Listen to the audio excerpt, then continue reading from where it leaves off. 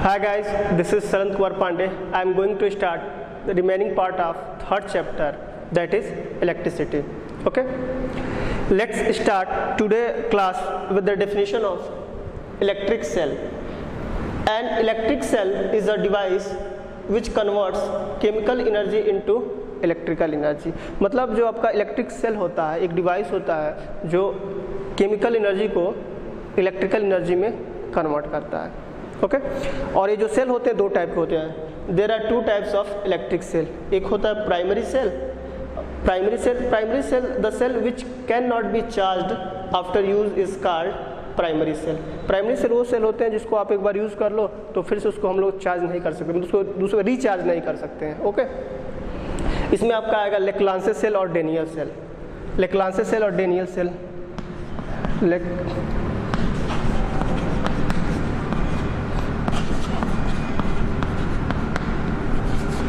लेक्लांसे and Daniell cell क्या होगा इसमें होगा, ये प्राइमरी सेल के एग्जांपल्स हैं। और जो आपका सेकेंडरी सेल होता है the cell which can be charge after use is called secondary cell. मतलब आप इसको एक बार यूज़ कर लो उसके बाद भी आप क्या कर सकते हो, रीयूज कर सकते हो, उसको आप चार्ज करके दूसरी बार यूज कर सकते हो। तो ये आपका होगा सेकेंडरी सेल में आ गए। ठीक है, अब बात फंसती है कि जो आपका इलेक्ट्रिक सेल होता है वो कैसे बनाया जाता है, उसमें अंदर क्या मटेरियल्स होते हैं, उसके बारे में डिस्कस थोड़ा सा कर लेते हैं। जो आपका ये इलेक्ट्रिक सेल होता है वो दो इलेक्ट्रोड से मिलकर बना होता है। ठीक, और इस इलेक्ट्रोड्स को हम क्या करते हैं ना एक इलेक्ट्रोलाइट में इंसर्ट कर देते हैं। ये क्या करते हैं इलेक्ट्रोलाइट में, इलेक्ट्रोलिटिक सॉल्यूशन, ये इलेक्ट्रोलाइट में हम क्या करें इसको रख दिए। ठीक, इसके बारे में आप पूरी स्टडी आप केमिस्ट्री में करोगे क्या क्या रिएक्शन हो, तो मैं ऊपर से बता दे रहा हूँ जो आपके काम लायक है। बाकी सारे रिएक्शंस आप केमिस्ट्री में पढ़ोगे, अच्छे से पढ़ोगे। ठीक है, अब क्या करते हैं इसको हम इलेक्ट्रोलाइट में डाल देते हैं। यहाँ पे होता है ना एक्सोथर्मिक रिडॉक्स रिएक्शन।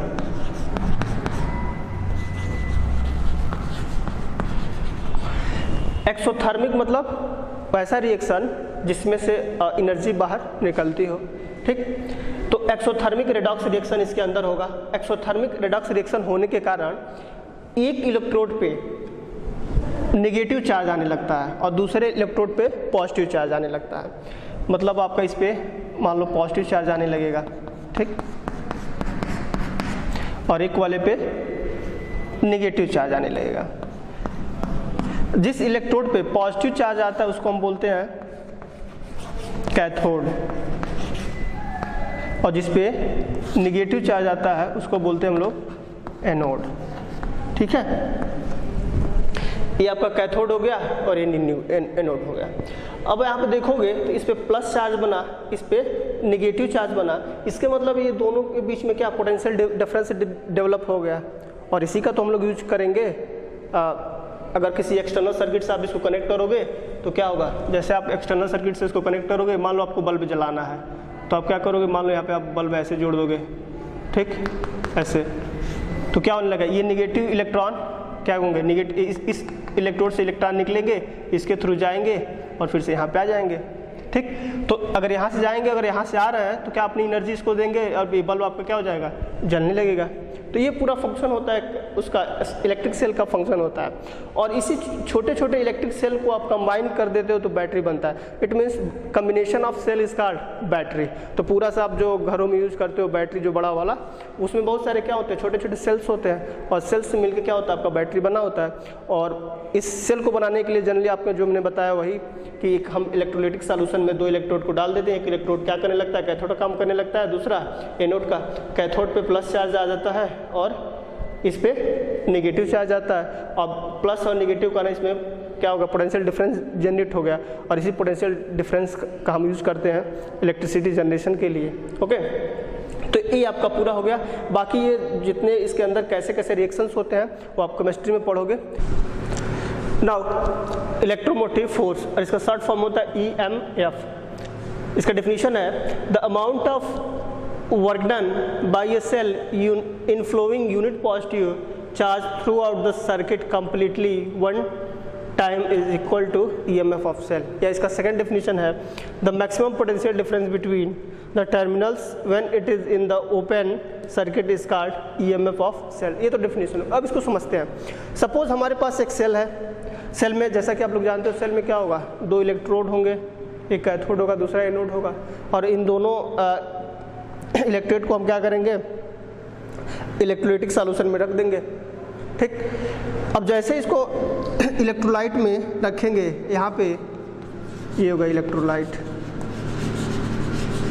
यहाँ पे क्या होगा, रिडॉक्स रिएक्शन होगा, एक्सोथर्मिक रिडॉक्स रिएक्शन होगा। एक्सोथर्मिक रिडॉक्स रिएक्शन होने के कारण एक इलेक्ट्रोड पे पॉजिटिव चार्ज आने लगेगा और दूसरे पे नेगेटिव चार्ज आने लगेगा। ठीक है, और ये पॉजिटिव या नेगेटिव चार्ज एक बैग तो पूरा आ तो जाएंगे नहीं, धीरे धीरे ही होंगे। पहले एक पॉजिटिव होगा, इधर नेगेटिव, फिर से पॉजिटिव होगा, फिर से negative, positive negative, positive negative, positive negative negative, ऐसे ये पूरा हो गया। ठीक है, अब जब ये मैक्सिमम इस पे पॉजिटिव आ गए और इस पे नेगेटिव आ गए, उस केस में अब इसके बाद इस पे ना तो कोई नेगेटिव हो आ पाएगा ना इस पे अब पॉजिटिव आ पाएगा। इस केस में क्या होगा, इन दोनों टर्मिनल के बीच में पोटेंशियल डिफरेंस क्रिएट हो जाएगा, और वही पोटेंशियल डिफरेंस कैसा होगा, मैक्सिमम होगा। ठीक, अब इस मैक्सिमम पोटेंशियल डिफरेंस को ही हम क्या बोलते हैं, आपका ये EMF बोलते हैं, इलेक्ट्रोमोटिव फोर्स बोलते हैं। ठीक है, ये तो इस डेफिनेशन के अकॉर्डिंग। अगर इस फर्स्ट डेफिनेशन को देखो आप, तो इसमें क्या कर रहा है ना, किसी इलेक्ट्रिकल सर्किट में मान लो हमने इधर क्या किया, इलेक्ट्रिक सर्किट ऐसे जोड़ दिया। ठीक है, यहाँ से अगर यूनिट पॉजिटिव चार्ज को, ठीक, या सपोज यहाँ से यूनिट पॉजिटिव चार्ज को आपको अगर यहाँ से यहाँ तक फिर से यहीं तक लाने में जो वर्क डन होगा, टोटल वर्क डन होगा, वही किसके बराबर हो जाएगा, इलेक्ट्रोमोटिव फोर्स के बराबर होगा। लेकिन कितने टाइम, एक टाइम, वन टाइम। यहाँ पे देखोगे आप लिखा हुआ है one time, one time is equal to EMF of cell. मतलब यूनिट पॉजिटिव चार्ज को यहाँ से पूरा यहाँ तक लाने में जितना वर्क डन होगा वही इलेक्ट्रोमोटिव फोर्स के बराबर होगा। Okay, now next, terminal potential difference and it's definition is the amount of work done by a cell in flowing unit positive charge through the outer circuit from one terminal to the other terminal of cell is called terminal potential difference। और या next इसका जो definition होता है दूसरा, potential difference between its terminals when it is in closed circuit is called terminal potential difference. ये तो उसका डेफिनेशन होगा। अब इसको समझते हैं एक्चुअली कैसे हम जानेंगे टर्मिनल कैसे निकालना है, कब हमको EMF मिलेगा, कब टर्मिनल पोटेंशियल डिफरेंस मिलेगा। एज यूजुअल यहाँ पे आप देखो तो ये इलेक्ट्रोलाइट सॉल्यूशन है, इसमें हमने क्या किया, 2 इलेक्ट्रोड्स को रख दिया, एक पे प्लस चार्ज आ जाएगा, दूसरे पे नेगेटिव। कैसे आएगा हमने बताया, यहाँ पे एक्सोथर्मिक रिडॉक्स रिएक्शन होगा, जिसके कारण क्या होगा, इस प्लस आने लगेगा, इस पे नेगेटिव आने लगेगा। ओके, अब क्या होगा ना, जैसे ही हम इसको, मान लो फुली चार्ज, जैसे हम इसको एक्सटर्नल सर्किट से जोड़ेंगे, मान लो हमने एक्सटर्नल सर्किट ऐसे जोड़ दिया, यहाँ पे कोई इक्विपमेंट्स हमने जोड़ दिया, मान लो यहाँ पे R रेजिस्टेंस, ठीक है। अब हम जैसे इसको जोड़ेंगे, अब क्या होगा, यहाँ पे इस पे तो इलेक्ट्रॉन है, इस पे प्लस है, मतलब इस पे नेगेटिव चार्ज है, इस पे प्लस चार्ज है, और जानते हो यहाँ पे पोटेंशियल डिफरेंस ऑलरेडी बना हुआ है, तो यहाँ के जो इलेक्ट्रॉन है ऐसे मूव करेंगे, इसके थ्रू होते हुए इसमें चले आएंगे, और जब इसके थ्रू ऐसे आएंगे तो धीरे धीरे डिस्चार्ज होने लगेगा, ठीक, और करंट आपका ऐसे फ्लो होने लगेगा, ठीक। अब क्या होगा ना, जैसे इसको एक्सटर्नल सर्किट में हम कनेक्ट करेंगे तो जो इन टर्मिनल के बीच में जो पोटेंशियल डिफरेंस बन गया, किधर, आउटर सर्किट, यहाँ पे देखो लिखा है the potential difference between its terminals when it is in close circuit is called terminal potential. जैसे हम इसको क्लोज किए तो अब इन दोनों टर्मिनल के बीच में जब ये पोटेंशियल डिफरेंस जो बनता है, इधर जो पोटेंशियल डिफरेंस बनता है उसी को हम लोग क्या बोलते हैं, टर्मिनल पोटेंशियल डिफरेंस बोलते हैं। अगर मान लो करंट इसमें आई जा रहा है, ठीक, और इसका रेजिस्टेंस कितना R है, तो हम टर्मिनल पोटेंशियल की वैल्यू V = IR के बराबर होगी, इतना लिख सकते हैं ना। रेजिस्टेंस यहाँ पे देखो R है, करंट आई जा रहा है, तो V = IR के बराबर हो गया। ये तो ये इसका डेफिनेशन हो गया, ठीक। जब हमने क्लोज किया तो आपको क्या मिला, टर्मिनल पोटेंशियल डिफरेंस मिला, और टर्मिनल पोटेंशियल डिफरेंस की वैल्यू V × IR हो गया, ठीक। दूसरा है the amount of work done by a cell in flowing unit positive charge through the outer circuit from one terminal of to the other terminal of cell is called terminal potential difference. वही चीज, अगर मान लो positive charge आपका यहाँ से उठ के इधर जा रहा हो, सपोज मान लो यहाँ से गया ऐसे घूमते हुए यहाँ पे आया, तो एक टर्मिनल से यूनिट पॉजिटिव चार्ज को एक टर्मिनल से दूसरे टर्मिनल पे जाने में जो वर्क डन होता है वही किसके बराबर होता है, वो टर्मिनल पोटेंशियल डिफरेंस के बराबर होता है। ठीक है, इसको भी से नोट करते हैं, इसका भी फार्मूला आपका क्या मिलेगा, W/Q मिलेगा। ठीक है, और इसका अगर इसकी यूनिट पूछे तो टर्मिनल पोटेंशियल डिफरेंस की ये भी वोल्ट होगी और EMF की भी कितने के बराबर होगी, ये भी यूनिट SI यूनिट वोल्ट ही होगी, दोनों की वोल्ट होगी। तो now I am going to start very important topic, internal resistance of a cell. मतलब सेल का इंटरनल रेजिस्टेंस क्या होता है इसको समझते हैं। The obstruction offered by the electrolyte of a cell in the path of electric current is called internal resistance of the cell. ये तो इसका डेफिनेशन हो गया। अब इसको समझते हैं। जैसा कि हम लोग जानते हैं जो आपका सेल होता है वो दो इलेक्ट्रोड से मिलकर बना होगा, एक क्या होगा, एक पे प्लस होगा और दूसरे पे माइनस होगा। ठीक, और इसको हम क्या इस इलेक्ट्रोलाइट में डालते हैं जहाँ पे रिडॉक्स रिएक्शन होता है, होने के बाद ये प्लस और नेगेटिव बनते हैं। ये तो हम लोग पहले डिस्कस कर चुके हैं। जैसे हम इसको एक्सटर्नल सर्किट से कनेक्ट करते हैं, मान लो हमने एक्सटर्नल सर्किट ऐसे इसको कनेक्ट कर लिया, मान लो कोई इक्विपमेंट हमने लगाया R रेजिस्टेंस का है। ठीक है, जैसे इसको हम कनेक्ट करेंगे यहाँ से जो इलेक्ट्रॉन होंगे इस नेगेटिव टर्मिनल पे वो ऐसे मूव करेंगे, ऐसे मूव करते हुए क्या यहाँ पे आएंगे। ठीक, और जैसे इधर आए तो करंट आपका किधर फ्लो किया, ऊपर की तरफ ऐसे फ्लो किया। ठीक, अब क्या होगा, ये इलेक्ट्रॉन घूमते हुए आएंगे, उसके बाद यहाँ पे आके इस इलेक्ट्रोलाइट से ऐसे जाएंगे इलेक्ट्रॉन। ठीक है, अब इलेक्ट्रॉन ऐसे जाएंगे तो करंट आपका कैसे फ्लो करेगा, ठीक अपोजिट डायरेक्शन में फ्लो करेगा। इसका मतलब क्या है, अब जो इलेक्ट्रॉन ऐसे आ रहे थे तो ये जो इलेक्ट्रोलाइट है ना, इस इलेक्ट्रॉन के मूवमेंट में क्या करता है, ऑब्स्ट्रक्शन क्रिएट करता है। मतलब आपका जो करंट है, करंट में भी तो ऑब्स्ट्रक्शन होगा। करंट मतलब अब कुछ हिंड्रेंस एक्सपीरियंस करेगा और इसी हिंड्रेंस ऑब्स्ट्रक्शन को हम लोग क्या बोलते हैं, इंटरनल रेजिस्टेंस बोलते हैं। और इंटरनल रेजिस्टेंस किसके थ्रू अराइज होता है, इस इलेक्ट्रोलाइट के थ्रू अराइज होता है। ठीक है, इसका मतलब क्या है, ये इलेक्ट्रॉन गया यहाँ से, ठीक, यहाँ पे एनर्जी इलेक्ट्रॉन की ज़्यादा है, ऐसे गया, अब इसमें आया, ये अपने यहाँ पे इलेक्ट्रॉन अपनी एनर्जी क्या किया, दे दिया। अब दे के फिर से यहाँ पे आया यहाँ पे, ठीक, यहाँ पे एनर्जी इसकी कम हो गई, फिर जब यहाँ से यहाँ जाएगा तो यहीं पे क्या होता है ना, इलेक्ट्रॉन में एनर्जी भरी जाती है। ठीक, वो भरी कैसे जाती है, जो आपका रिडॉक्स रिएक्शन होता है, एक्सोथर्मिक रिएक्शन, उसके कारण यहाँ पे इलेक्ट्रॉन फिर से एनर्जी क्या करता है, गेन करता है, और गेन करके इस पे जाता है, फिर से ऐसे घूम के ऐसे आता है। तो ये प्रोसेस क्या होता रहता है, बैटरी में ऐसे चलता रहता है। जो ये इंटरनल रेजिस्टेंस होता है वो कुछ फैक्टर्स पे डिपेंड करता है, उसको हम लोग पढ़ते हैं। इसमें पहला फैक्टर है कंसंट्रेशन ऑफ इलेक्ट्रोलाइट। पहला क्या है, कंसंट्रेशन